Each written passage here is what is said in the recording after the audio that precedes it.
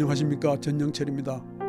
오늘은 성경적인 손주교육 8번째로 이삭의 축복과 손주교육에 대해 말씀드리겠습니다. 이삭은 하나님께서 아브라함에게 백세에 주신 약속의 아들입니다. 이삭은 175년을 살면서 4번의 큰 위기를 당했습니다. 하나님께서는 이삭이 어려움을 당할 때마다 그를 보호하시고 축복하셨습니다. 첫째, 이삭은 젖을 떼는 잔칫날에 하갈의 아들 이스마엘로부터 희롱을 당했습니다. 이를 목격한 사라는 하갈과 이스마엘을 내쫓았습니다. 둘째, 아브라함이 브엘세바에 거주할 때 하나님께서 아브라함에게 이삭을 바치라고 명령을 하셨습니다. 아브라함은 모리아산에서 이삭을 하나님께 번제로 바치려고 칼을 높이 들었습니다. 아브라함의 순종과 믿음을 보신 하나님은 이삭을 살려주시면서 아브라함과 후손에게 큰 복을 주셨습니다. 죽음 직전에서 살아난 그는 하나님의 축복을 마음에 새겼습니다. 셋째, 이삭은 흉년에 들었을 때 블레셋 왕이 거주하는 그랄로 갔습니다. 이삭은 애굽으로 내려가지 말고 하나님께서 지시하는 땅에 거주하면 아브라함에게 약속하신 복을 주시겠다는 하나님의 말씀에 순종하지 않고 그랄에 거주했습니다. 그랄에 살던 이삭은 사람들이 두려워 자기 아내 리브가를 여동생이라고 거짓말했다가 아내를 빼앗길 뻔했습니다. 넷째, 둘째 아들 야곱이 에서와 이삭을 속이고 장자의 축복을 가로챘습니다. 이로 인해 에서는 야곱을 죽이려는 마음을 품게 되었습니다. 이삭은 하나님의 축복을 받은 사람입니다.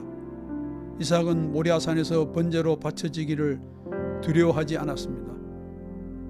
하나님께서는 목숨까지도 아까워하지 않고 순종하는 이삭을 살려주시고 축복하셨습니다. 이삭은 하나님의 사랑과 아브라함으로부터 물려받은 믿음의 유산을 3가지 방법으로 다음 세대에게 전해주었습니다. 첫째, 이삭은 하나님을 경외하며 섬기는 부모를 통해 믿음의 유산이 후손에게 잘 전해지기를 원했습니다. 이삭은 에서의 보복을 피해 밧단 아람으로 도망가는 야곱에게 외삼촌 라반의 딸 중에서 아내를 얻어 믿음의 가정을 이루라고 당부했습니다. 이삭은 믿음의 세대 계승을 위해서는 하나님을 경외하는 남자와 여자가 결혼해야 한다고 생각했습니다. 창세기 28장 1절에서 2절 말씀입니다. 이삭이 야곱을 불러 그에게 축복하고 또 당부하여 이르되 너는 가나안 사람의 딸들 중에서 아내를 맞이하지 말고 일어나 밧단 아람으로 가서 내 외조부 부데엘의 집에 이르러 거기서 내 외삼촌 라반의 딸 중에서 아내를 맞이하라. 둘째, 이삭은 자녀 축복을 통해 하나님의 약속이 이루어지기를 원했습니다.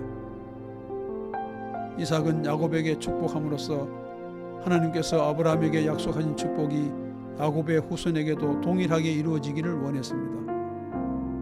창세기 28장 3절에서 4절 말씀입니다.